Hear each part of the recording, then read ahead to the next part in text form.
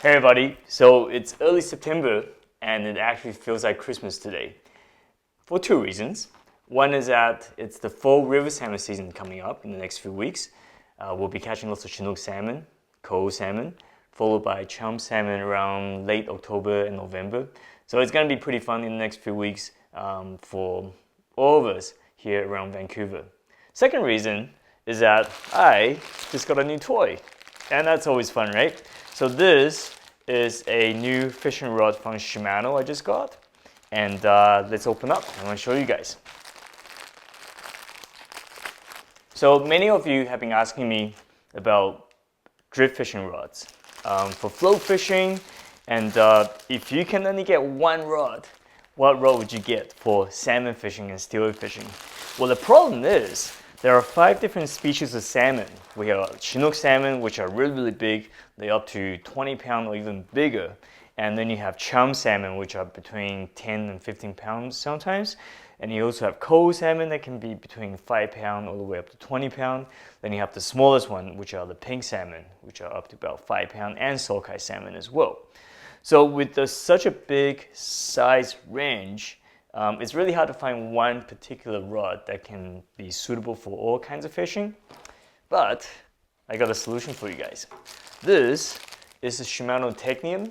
If you could only get one rod, I would get something slightly heavier that could handle the bigger fish, instead of getting a lighter rod that if you end up catching a big fish, that you can't handle the fish and it will break off. So this Shimano Technium, it's pretty ideal. This rod is 10.5 feet long, which is a pretty standard length for river fishing in BC. It's rated between 12 and 20 pounds, which is in that medium size range for everything pretty much. So for Chinook salmon that are typically between 10 and 20 pounds, sometimes a little bigger, this rod can definitely handle those fish. And for coho salmon, I tend to like to go with a slightly lighter rod, but that's just personal preference. But with this rod, you can still have a lot of fun with it. And coho can get as big as 15 pounds or bigger. So sometimes having a rod like this is definitely pretty handy as well. This is a bait casting rod, meaning that it's got a trigger seat. It's designed to go with a bait casting reel like this one. I like to use a Shimano Tranx 300. I've been using this reel for the last 2 years. It really is a fantastic reel. It's one of the bigger low profile bait casting reel, but it's still pretty small and can handle really big fish. It's really strong because it has a pretty high gear ratio. So you put this on. This is a really nice setup that I would use for Chinook salmon, but also for steelhead fishing as well, because steelhead are very powerful. Even if you get a small one, they can run downstream with a strong current, and you definitely need something with a pretty strong backbone to back you up. So let's set this up. I'm gonna go out and try to catch some Chinook salmon tomorrow by float fishing with bait. So I'm gonna set this up tonight, and I'm gonna show you guys how to do it. So I've actually done a standard float fishing setup tutorial on my channel. If you haven't checked that out, and you should go take a look at it. This particular setup, it's going to be pretty much identical to that setup I'm using, except this is going to be a little bigger because the other one was for coho and steelhead. I'm going to be using this setup for Chinook salmon, so everything's going to be slightly heavier. The reason we're using slightly heavier gear because the fish are bigger, but also the type of water we're fishing is going to be deeper, a little faster, so you need bigger floats. I tend to go with a 20 grams, so this is a top shelf float, Seaguar float, 20 grams. It can go even bigger, up to 25, 30 grams, but I tend to try to keep my float as small as I can, so 20 grams is more than enough for me. The first thing I'm going to do is put 2 float stoppers through the line.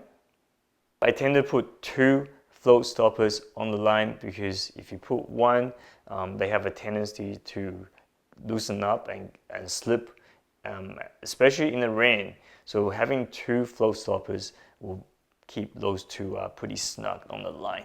So once you have the float stoppers on the line, you're going to put your float put the line through the float. So this is a slip float, meaning that the line can just go through the entire float that goes down like that. Now there are two options. One would be you can put a weight onto the line now and just let that float slide up and down like a sliding float. But what I like to do is to actually put another two float stoppers at the other end of the line. The reason being that I find that when you do set the hook and when you get bites and set the hook, the float tends to shoot down pretty fast, and when this float hits the weight, I find that it tends to damage the bottom part of the float, and I don't want to change my float too often. So let's put two float stoppers at the very end as well. So once you have the two float stoppers, I'm going to slide this up. So now the float is fixed with both stoppers on both ends of the float. And once you have done that, you're going to put weight through the line. I'm just using a sliding weight today. So I'm going to put that through the main line. So once you have your weight through the main line, I'm going to put a bead next. So this bead is to prevent the weight from damaging the swivel. So put the bead through here, and then I'm going to tie a swivel onto the main line by using an improved clinch knot. So 6 turns through the original loop and through the secondary loop, wet, tight.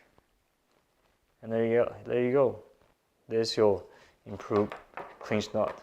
Nothing too fancy. So now you have the swivel, and then we're going to tie a leader that's going to be around 1.5 feet long. You don't want a leader that's too long because your bait has a tendency to float up, and you want to keep the bait further down where the fish are. So having a shorter leader can keep your bait near the strike zone, I would say. So we're going to use Seaguar fluorocarbon. This is the Tatsu. It's 12-pound test, and you'll be surprised how big the fish you can catch with this line. It's very, very thin, not very visible because it's fluorocarbon, and it's very stiff. It doesn't stretch very much, and like I say, it's very, very strong. So I've caught, this works really well for coho salmon, but you can catch big Chinook salmon with this line as well. If you think you're going to be getting bigger fish, like 20, 25 pound, you can always go up to 15-pound fluorocarbon as well.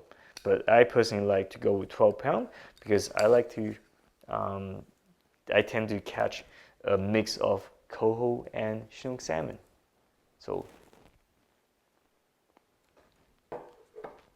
yeah, so roughly around 1.5 feet long, and we're gonna use Owner SSW needlepoint hooks. So this is a size 1. Some people use size 4, size 2, size 1, why not? I think it just comes down to personal beliefs, how the fish will stick on the hook. I pretty much only use size 1. I find this is the perfect size for the bait the size of the bait that I'm using, and it works pretty well for everything, for coho, for Chinooks, for chums, and for steelhead as well. Gonna use a bait loop knot, and I also have done a video tutorial on the bait loop knot, so you should go check it out as well. I'm gonna put the link up here for you guys. So the bait loop knot, the whole point is that you can form a loop on the hook, so that can be used to tie your bait down. I'm just gonna tie the tag in to the swivel. You have it. So this is my Chinook salmon float fishing setup. So we got your 1.5 foot long leader. I'm gonna cut this tag in off as well. Okay, so we got our size 1 hook, 1.5 feet long Seaguar fluorocarbon leader, a swivel. We got a weight to balance the float with, and we got a 20 gram top shelf Seaguar float up here. And you can adjust this depth. And a lot of people ask me, how deep should you be fishing? Well, you usually go around 1 to 2 feet less than the actual depth of the run. So all the fish, all of the salmon are going to be sitting near the bottom and they're going to be looking up. So you want to keep your bait just floating just slightly above all the fish, and they'll come up and bite the bait when your bait floats right by them. Well, that's the theory anyways. Well, I hope you have enjoyed this video tutorial, and make sure you guys go check out the Shimano Technium Salmon series. If you have any other questions regarding this setup or anything about salmon fishing, please leave a comment on the bottom. I'm always doing my best to answer your questions, and make sure you subscribe to this YouTube channel as well for more videos to come. And until next time, good luck fishing.